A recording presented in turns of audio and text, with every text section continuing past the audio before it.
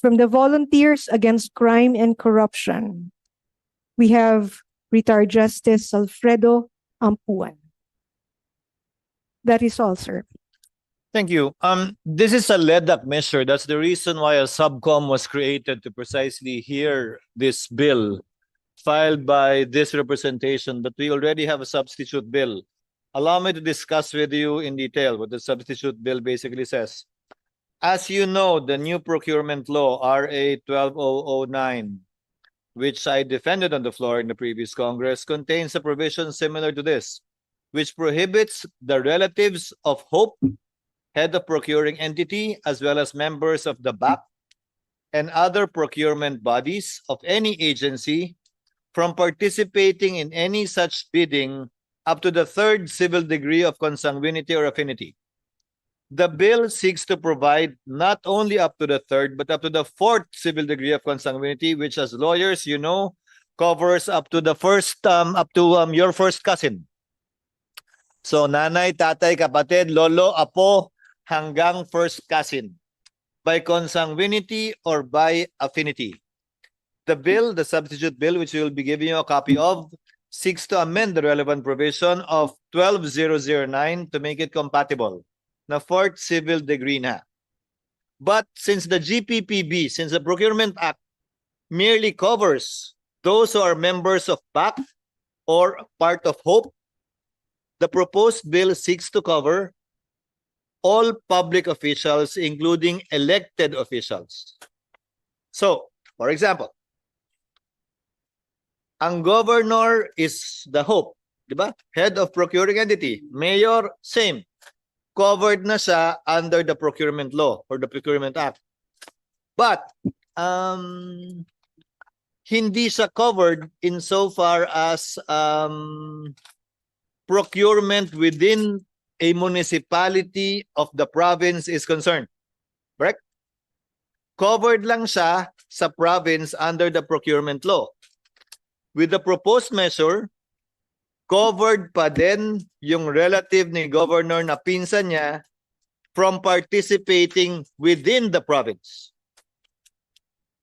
Okay? Yung congressman, yung kamag-anak niya, yung senador, yung kamag-anak niya, yung vice-presidente, kamag-anak niya, yung presidente, kamag-anak niya, up to the fourth civil degree is barred. Completely barred, as proposed here. Now, as proposed here too, the liability attaches to the relative that violated the law. Meaning to say na nag-participate siya dun sa bidding in violation of the law. I'll give you an example.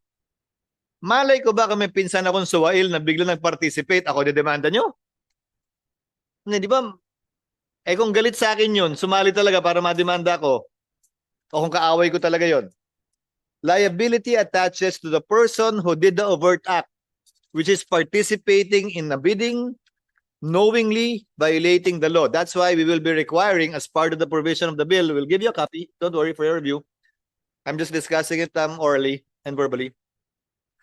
We will be requiring as an additional requirement of submission an undertaking and affidavit that the person participating in the procurement proceedings, whether it be a sole proprietorship or a corporation, does not violate in any way or form this bill, should it become a law. So mag-undertaking siya na wala akong kamag-anak within the fourth civil degree of consanguinity or affinity that would constitute a violation of this bill. And then he can participate in the bidding. We are applying the threshold of beneficial ownership found in the relevant laws that we have, not following AMLAC, which has a lower threshold. Ano yung threshold? In the proposed bill, it's 30%, I think. Ano yung threshold natin sa bill? Asan sa Lindy?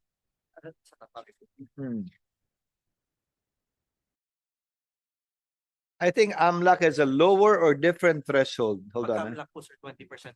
25. Tayo? 25. Ha? 25? Darling, question mark yung dulo mo, hindi. Sir, 25 sa pag-SEC po, sir, 25% po. Ang AMLAC. 20% po sa amin. So we're defining beneficial ownership as 25%. Hindi pwede mag-own in any company participating in any bidding, nor can he or she be an officer to the tune of 25%. So kindly review it. We will seek to amend the relevant provision of AMLAC to insofar as this is concerned, specifically in the amendatory clause. Next.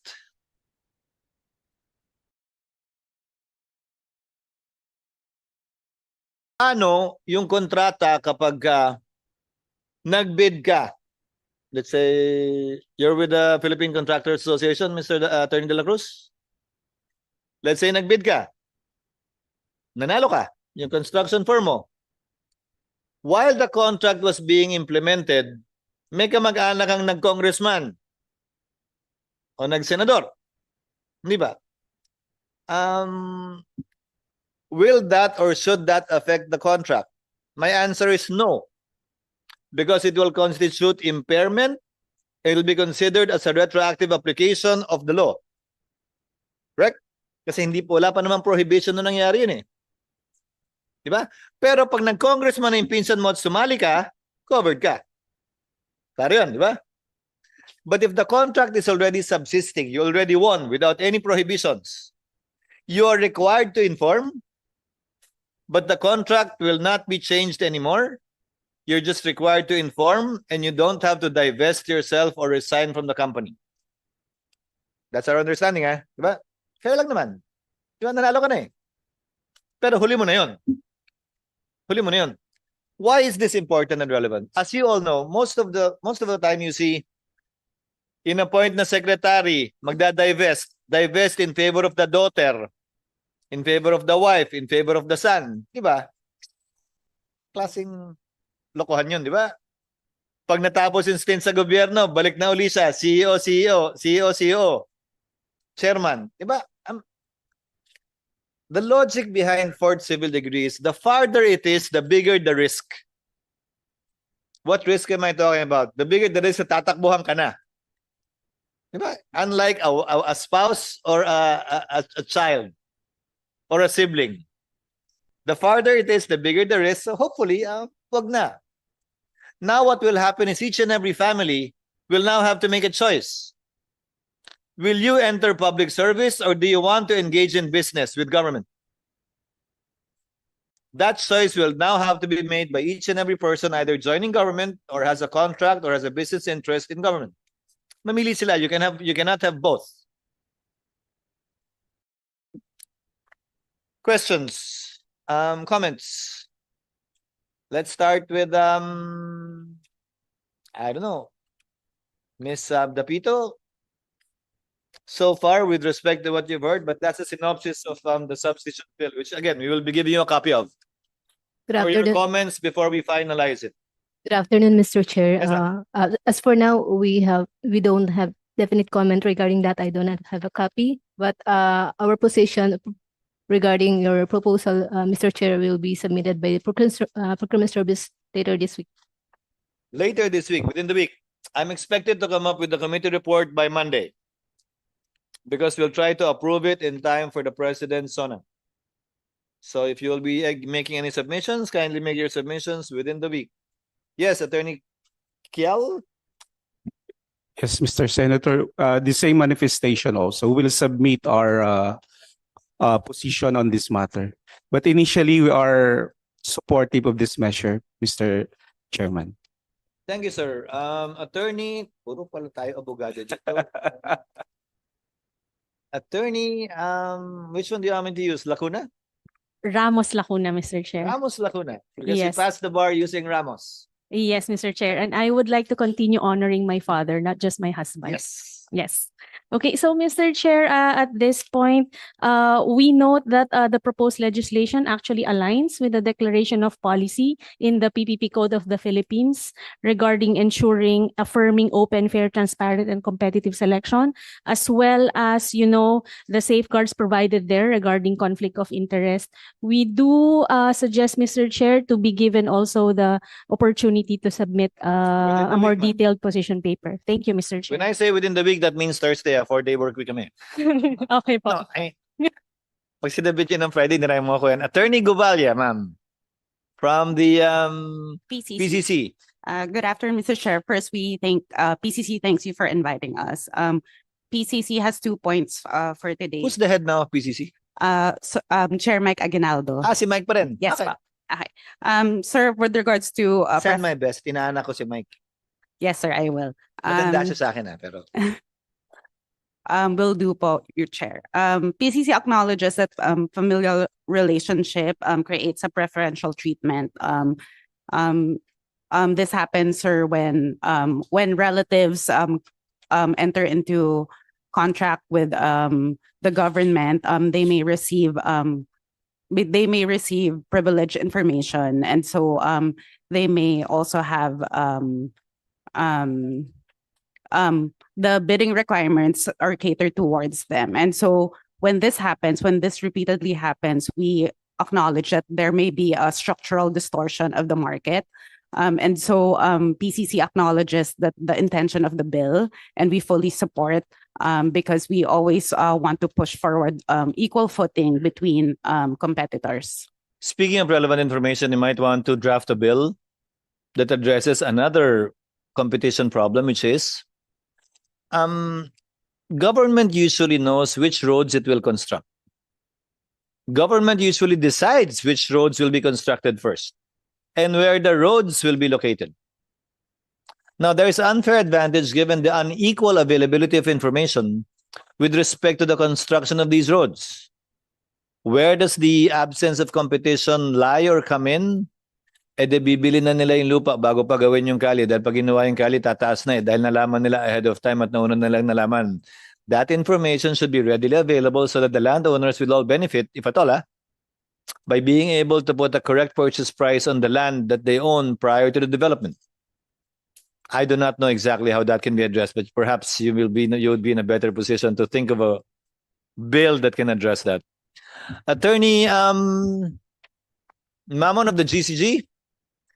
Sir, we seek to cover trustees and directors dito sa prohibition because we consider as hope, consider ko as hope ang trustee at director ng board ng GOCC because all of these contracts need their ultimate approval. Correct me if I'm wrong. So, sir, please continue. Good afternoon, Chair. Good afternoon. We have already submitted our comments dated March 6. Kindly go over again the substitute bill because we changed it a bit. Kindly go over it again. If there are no additional comments, then no need for additional submissions. But if there might be additional comments that you may have given the substitute bill, we'll give you a copy. Yes, Nabigyan na ng kopya? Your Honor. Yes. Are you together? Yes. We'll go over any changes. But overall, we support the proposed bill, Your Honor. Yes, sir. May we hear from the DOJ? Ma'am, Attorney Kalugay. Good afternoon, ma'am. Good afternoon, Mr. Chair. The department fully supports the proposed bill, but however, in view of the substitute bill that was just provided to us, we seek the chair's reconsideration that we be allowed to submit because we have prepared our comments on the basis of the previous bill that was provided to us. So and looking at the substitute bill, some of our comments might be already addressed by the substitute bill. So we just undertake to submit our comments also, Mr. Chair. Thank you, Mr. Chair.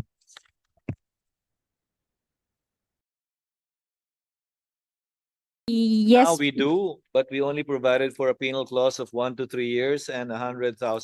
Yes. You can suggest Yes, what do you want to actually, do with that? one of the comments for the previous bill is to provide for penal provision. So we will But this look- is look into it, this is Mr. an Chair. arbitrary imprisonment period. So kindly suggest a more rational one. We'll look into it, and Mr. submit Chair. to us. Thank you, Mr. Chair. Thank you. By Thursday, Attorney Kalugay. Attorney Lopez, sir. Good afternoon, Mr. Good afternoon, Chair. sir. We do take note of the changes relayed earlier, Mr. Chair, and I will be duly forwarding this to our principal for comments. Thank you, Mr. Chair. Can you actually comment? Actually, I was curious why Sandigan Bayan was invited. Can you actually, We were also curious as well. perhaps Mr. based Chair. on your experience, baka on how to prove the case? I don't know. I have no idea. Yes, Mr. Chair. Actually, they have yet to deliberate on this. Ano po? Actually, it's more of what I was submission. discussing earlier, if you remember. It's more the title is prohibiting the relatives of public officials. So this pertains to the relatives of public officials, not really the public officials themselves. Yes, yes, Mr. Unless the public official is a contractor, di ba na? Opo. Sa mismo yung may-ari ng kumpanya, sa'yo nag-bid, sa'yo nag-participate. But other than that, this actually addresses and seeks to penalize the relatives who, in violation of the law, participate in any procurement by government, including GOCCs. So that should be clear. Yes, yes, Mr. Chair. We take note of that. Kasi nga, posibleng may gumawa niya na hindi mo alam eh. Yes. Di ba? Or posibleng may sinalihang kumpanya, yung pinsan mo noon pa, na biglang ginawang ka-JV. Di ba? But Right. that's why the undertaking is relevant on the part of the relative or the company that the relative is a part of, that he is not violating any of the provisions of this law or bill. Right. But you don't have to submit anything, Attorney Lopez, but in case you want to. I would will like to- read this, Mr. Chair. Thank you, Mr. Chair. Thank you, Attorney Lopez. Yes, Justice Mambuan. Good afternoon, Justice. How are you? Long time. I used to be part of VACC a long time ago. Yeah, I already retired from the service last year. I know. I used to be part of VACC under Dante. Yeah, At that time. magkasama po tayo doon sa Crusade Against Violence Yes, even before. with Kalakala Attorney ko. Kainday. Yes, si Edwin. Yes, please. Anyway, Justice. we are supportive of this bill. Only that we would like to ask, how about if the perpetrator will use the dummy system? And we know for a fact that our anti-dummy law is not actually working. That is actually very possible and it's plausible. It's going on right now. Yeah. Kesa naman harapan at lantaran ngayon, pero kung mas may chance sa takbuhan siya ng pinsan niya, mas may chance sa takbuhan siya ng dami niya. Tulad ng nakita natin sa mga nagdaang administrasyon, kung maalala nyo, di ba? Nilagay sa kung kani-kaninong pangalan, nung nawala sa pwesto, tinakbo na rin.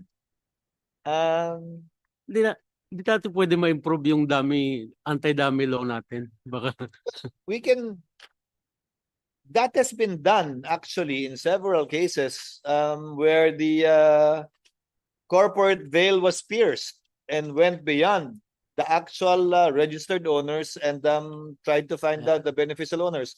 Chair would like to acknowledge the presence of Senator Erwin Tulfo. Good afternoon, sir. Chair hereby declares the presence of a quorum in this subcommittee.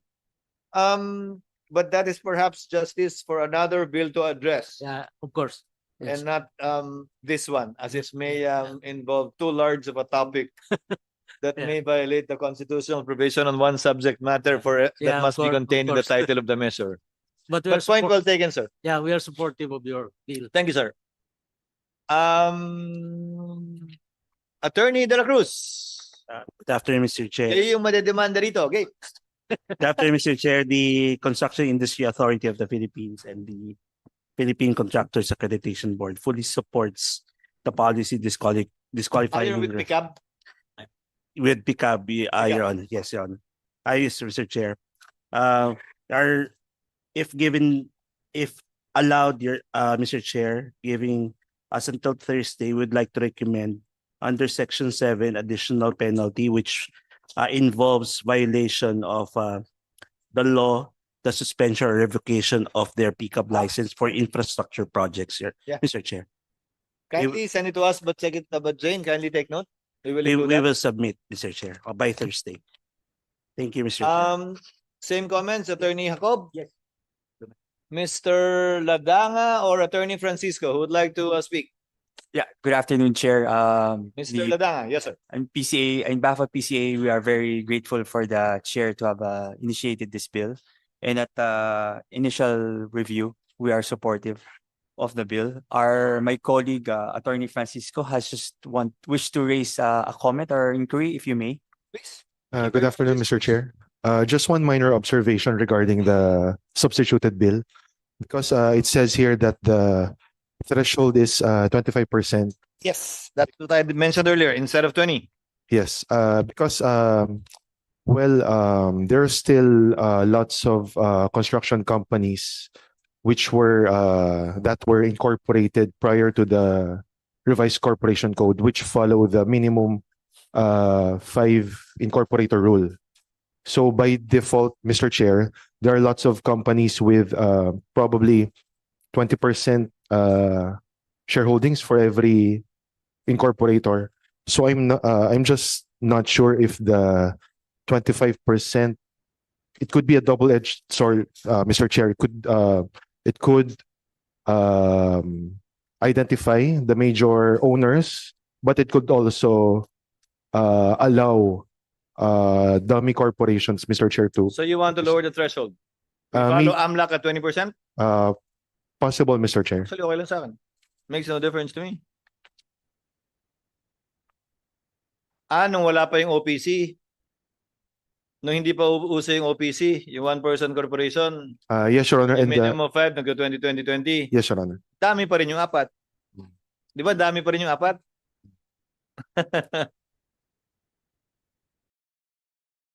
Sige. Chair instructs the Secretary to kindly amend and or change Section 4,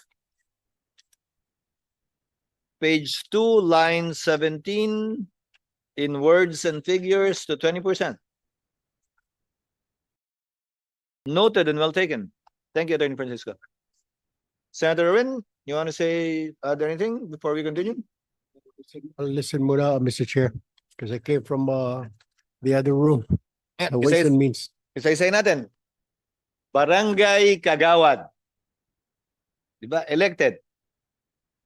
Anong covered ng prohibition? Saan bawal mag-participate yung hanggang first cousin niya?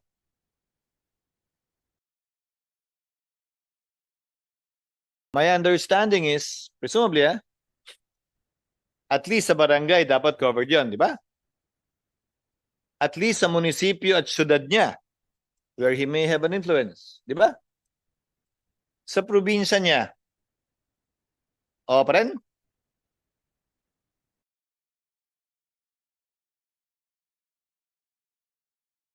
In an adjacent province of the same region. No, I mean, isa-isa ko na nga eh. Simula tayo sa pinakababa eh. In a different province, in a different region, in a different island group. Should not be covered anymore, right? So our understanding is, which we can reflect in the bill, barangay captain, barangay kagawad, first cousin, hindi pwede mag-participate sa bidding sa buong probinsya, anumang munisipyo, syudad sa probinsya, at anumang barangay sa probinsya. Because there might be a level of influence. Baka mag-quid pro quo sila eh. Di ba? Ikaw na lang mag-bid. Yung pinsan mo mag-bid dito, yung pinsan ko mag-bid dyan. So that's the understanding. Mayor. Applies to his municipality, hope siya eh. But it should apply to the province too. Right? Not to a different province anymore. Unless may first cousin din siya na governor doon, di ba? O kapitan doon, di ba? Pero kung wala, doesn't apply anymore.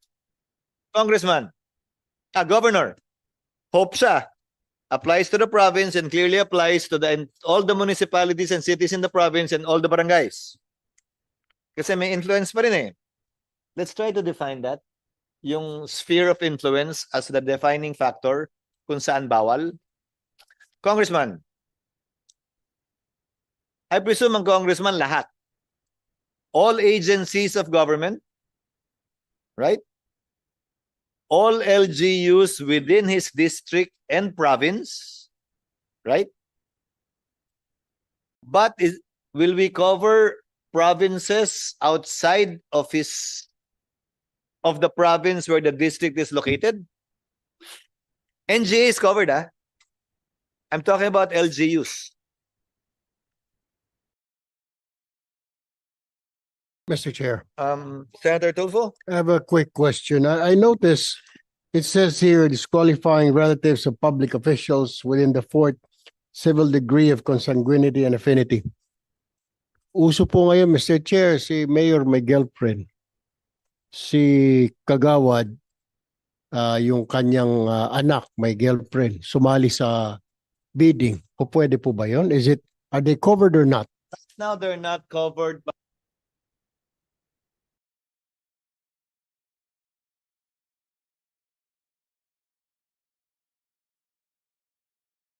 common law spouses, pareho kayong walang asawa, and there is no bar towards marrying each other, only that you haven't gotten around to getting married with each other. Ibang usapan yung extramarital affair. That's not covered by this provision. Girlfriend, hindi ba kayo kasal? That's not covered by this provision. Tolerated girlfriend or boyfriend, that's not covered by this provision. As it stands, Your Honor. As it stands, that's not covered because while I understand where the good gentleman is coming from, the law and the Constitution clearly frowns upon this kind of relationship. And for us to make mention of it in a law would somehow be giving recognition, perhaps, or credence to that kind of an arrangement. Because if at all, correct me if I'm wrong, for those who are lawyers here, that will be the first time we will be recognizing or putting a status on an extramarital affair that will have a legal and binding effect in law. So it'll be a good subject matter actually for an amendment and debate. That's what I'm saying. Because that really happens on the ground. That's the reality, Mr. Chair. It's not mentioned in the law in our Constitution, but it's a silent practice. Hindi natin pinagmamalaki yun, but it's happening. Si mayor o si chairman may girlfriend other than his wife. Paano po yun, Mr. Chair? Again, while I'm not yet prepared to give recognition to that kind of a situation in a bill, during the period of amendments, perhaps, Your Honor, that will be a rich opportunity to discuss it and for the amendment to be proposed, propounded, and voted upon. Again, I think, but I'll research on it more. I think this is the first time we will be giving no. Sa family code meron di ba? On illegitimate children. Exactly, Mr. Chair. Meron namang recognition di ba? Yes. Let us go over it. Good point. Point is well taken, but let us go over it. What does Attorney Gobalia say of the PCC? Paano ngayon? Unfair competition yun, di ba? Pinagbawal mo yung asawa tapos yung girlfriend hindi. Pinagbawal mo yung asawa tapos yung boyfriend hindi. Sir, we will submit what relationships are involved with regards to getting contracts with the government and if related to public officials to the wisdom But of the how do you Congress. define it? But within the fourth civil degree of consanguinity or affinity, illegal or illegal? How will you, what would be the legal way of describing that kind of a relationship? So fourth civil degree pa rin, di ba? Kasi Yes, sir. posibleng may first cousin siya na illegitimate first cousin. So pwede, legitimate or illegitimate. Sir, in that context, then if we No, but that pertains to the relative, not to the principal, not to the person with whom there is a relationship with. Diba? You can define fourth civil degree of consanguinity or affinity, legitimate or illegitimate, but that pertains to the relative, diba? Not the person involved. Paano yun? Uy, trabaho niya yan, kaya niya yan. Mr. Chair, we are not prepared to specifically dictate what relationship in terms of a girlfriend or a relationship outside of the law. But sir, we will get back to you and provide you with. By Thursday again. Yes, sir. Yes, Thank you. Because Senator Mr. Tulfo? Chair, just want to be clarified.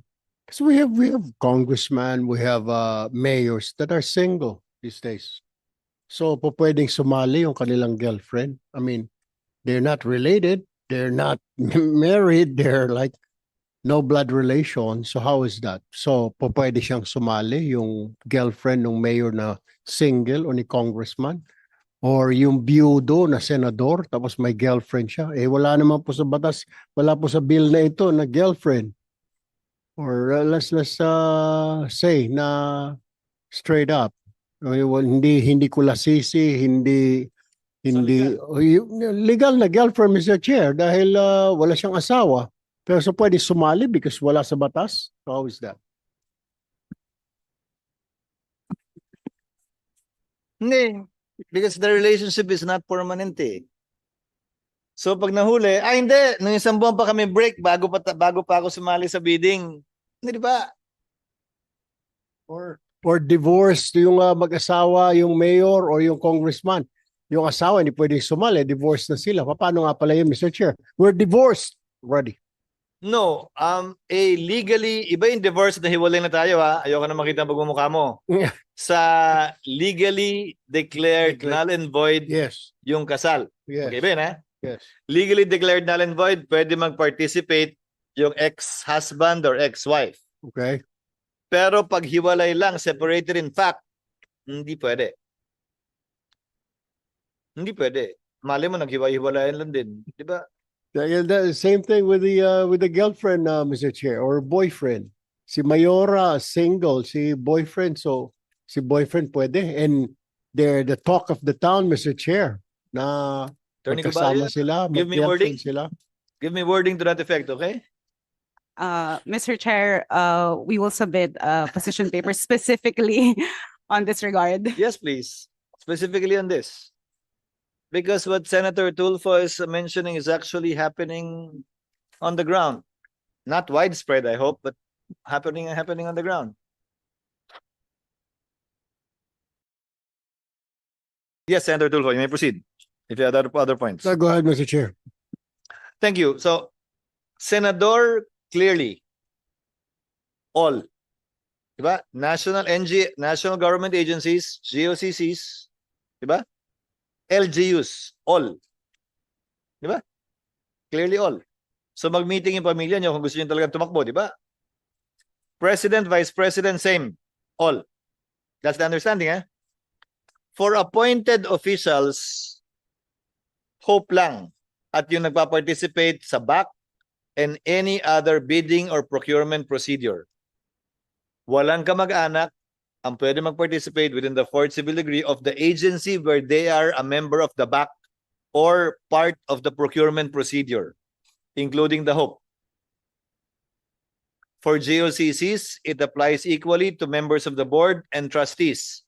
Because ultimately, sila naman talaga yung HOPE, di ba? Officers lang naman yung CEO, COO at presidente. Ultimately, di ba? It's the board of directors that's the head of the procuring entity.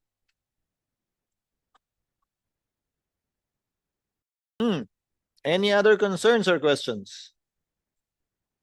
Ulitin ko ha, presidente at vice, covered lahat ha. Yung first cousin nila, hindi pwede mag-participate. That's my theory ha. Sa anumang bidding, maski na ng barangay. And the mode of checking is, kasama sa mga submission na require ng GPPB, pati ng COA, would be that undertaking and or affidavit that no one in the company or any of its officers to the tune of 20% at least is a relative within the fourth civil degree of consanguinity or affinity, legal or illegal, including, ewan ko na kung paano mga i-wording yun, including special relationships is present that would constitute a violation of this bill should it become a law. That will now be the basis to file a case, if at all, against such relative. Because he lied or he violated the provisions of the law pertaining to this prohibition. Kung hindi nakita, kung nagpikit mata yung back, tumuloy, kailangan natin i-provide yun. It will not constitute impairment because from the beginning, it should have been void ab initio because it was illegal. Hindi ito papasok sa exemption natin kanina na pinag-usapan na later on may tumakbo, later on may nanalo. We are treading actually new and innovative matters now. I don't know if Senator Tulfo has seen the anti-dynasty bill that's pending in the Senate. Sabi nila, within the second civil degree daw, bawal tumakbo. So technically, bawal si Erwin at si Rafi. Bawal si Alan at si Pia. Bawal si Jinggoy at si JB kahit di sila magkasundo. Bawal si Camille at saka si Mark. Not technically. Technically, bawal din si Senator Amy at si Pangulong Marcos. Doon sa proposed bill, kasi national pareho eh. And then it says there, in the case of Erwin, since he just won, Rafi's up for the election in 2028, bawal si Rafi? Or does Erwin have the option to resign and let Rafi run? If he wins. If he wins. No, it's not in the bill, It's not in the bill. Or paano yan? Sabay tatakbo si JV at si Jinggoy sa 2028. Ang nakalagay sa bill, mag-usap sila. Kung pareho silang manalo, kung sino uupo. Pwede ba yun? Hindi nga nag-uusap eh. Hindi, paano yun? Hindi naman, ang assumption kasi nila parang sindikato lahat eh. Di ba na parang nagkakasundo, pinaghahati-hatian, kahit sila, hindi naman sila lahat magkakasundo, sa dami nila magkakapatid eh. Di ba? So, how do you do that? And if they both win and don't agree, the bill says toss coin. Ginagawa lang ang toss coin pag tie sa eleksyon, Parang di yata tama yun, di ba? Binoto kayo pareho ng tao eh. They both obtain, let's say, number 10 at number 6.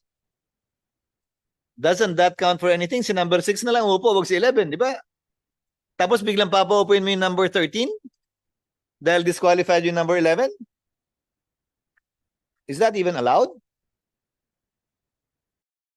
Binoto ng tao yun eh. Intentionally, they chose the top 12. Who are we to decide for them na ito lang? But similarly, we are treading new waters here because we're looking into relations and trying to prohibit and limit choices simply because at the end of the day, we don't trust the system. Let's admit it. We don't trust our electoral system. That's why we want to tie the hands of the voters as to who they can vote for. We want to tie the hands of the candidates as to who can run. Ultimately, we don't trust the procurement process because the procurement process should be able to weed all of these out. But since we don't, then we have to come up with these stricter rules, diba? On relation, on prohibitions, on limitations. Again, because we distrust the system. But be that as it may, these are realities on the ground here in our country right now, and we have to address them in order to show that we are serious and that we are bent on improving where we stand right now. As the saying often goes, we may not be where we want to be, but for sure, we're not where we used to be. Kahit dun man lang, magtagumpay tayo sa level na yun. Any other points? So the Secretary is directed to kindly take note of the comments of Senator Tulfo and with the help of Attorney Gubalia, come up with good wordings to that effect. Because the chair agrees with Senator Tulfo that that should be covered. I have one more Of point course. to raise, You Mr. may continue, Chair. sir. And this happened several years ago, though, Mr. Chair. The mayor, in his town, have a project. May proyekto po, Mr. Chair. May sumali po na nagbidding. And then it turned out, Mr. Chair, tama po kanina, parang anak ng kapatid niya sa labas. How was that, Mr. Chair? And then you found out, or somebody complained saying like, pamangkin ni Mayor yan sa labas. Is that counted or not? It should be covered. Pero hindi niya alam, Mr. Chair. So will he be punished? Not the For- official. So hindi inamin sa kanya na tatay niya yung mayor. No, kapatid. Hindi niya Yung hindi inamin si sa Mayor may kapatid, Mr. Chair. na may anak. Yung may anak sa labas. Sumali ang anak sa labas, Mr. Chair. So hindi alam nung anak sa labas na tatay niya yung kapatid ni mayor? Na alam niya siguro, Mr. Chair, pero nagkabukingan na may nagsumbong na Kung alam niya, then he's covered by the law. Papasok na ron yung fourth civil degree of consanguinity or affinity, legitimate pero or hindi si illegitimate. Mayor, Mr. Chair, not the Mayor. Not the mayor. Before the good gentleman arrived, we discussed already that the title of the measure itself is disqualifying relatives. Penalizing relatives too. Kasi baka yung kaaway mo ng pamangkin o pinsan, di ba? Mag-participate as ikaw ang kakasuhan, Arwin? Di ba? Wala ka namang ginawa. That's why the procuring entities should know of this and they should require an undertaking and affidavit to be submitted stating compliance with this law. Any violation or non-compliance with the law, it's the person executing the affidavit or undertaking that will be sued, not the relative. In fact, we even discussed, Sir Adolfo, what if nag-participate ka sa bidding, nanalo ka, pinsan ka, nung later on naging senador o congressman, pero nung nanalo ka, nasa gitna ka na implementation ng project which takes about a year, 6 months, biglang nanalo ka, naproklama ka, hindi covered yon. It will constitute impairment which the Constitution frowns upon and does not allow. So tuloy na yung kontratang yon. Hindi sa maapektuhan itong bill na to. But what about, Mr. Chair? I'll give you cite your example. Okay. I know that you're talking about multi-year project. Like if it's institutional, it's a highway or a facility. It will take about 3 to 4 years funding. Biglang naging congressman ka, naging senador ka of the town, and then you fund it. Hindi How na is counted. Hindi na counted. Hindi na siya counted. Hindi na siya counted kasi existing contract na siya with the entity, whether it be a sole proprietorship or a corporation, and it will constitute an impairment of that contract already simply because of the change in circumstances, namely your election or the relative's election to office. Hindi na siya counted. Because at the time the contract was won, you were not an official yet.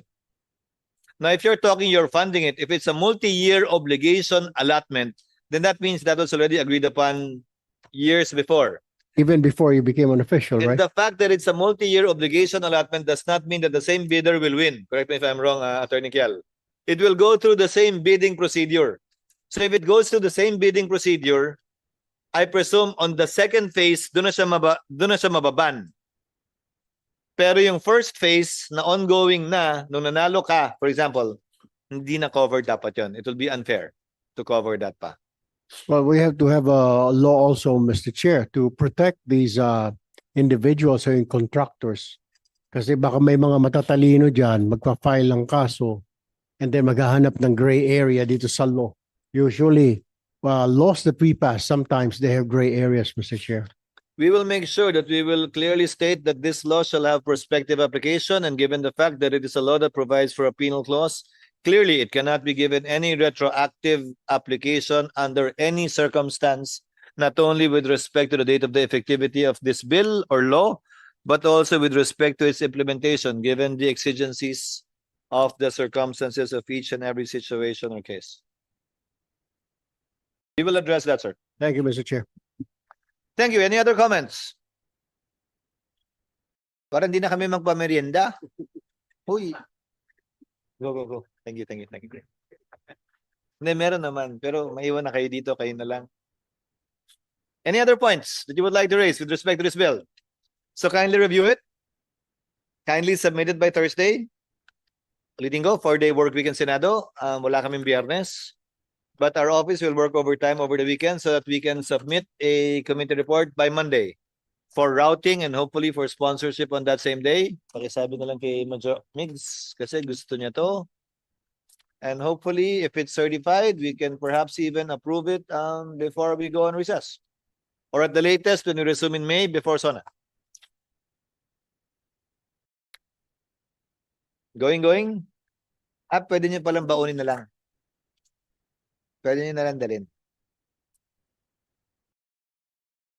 Again, Attorney Lopez, no need. Actually, na-curious din ako pero okay lang. Malay mo may input, di ba? Malay mo may input, sayang naman. Any other points on the part of PICAB? Na wala na? Sir, done. Given that there are no other matters to be taken up,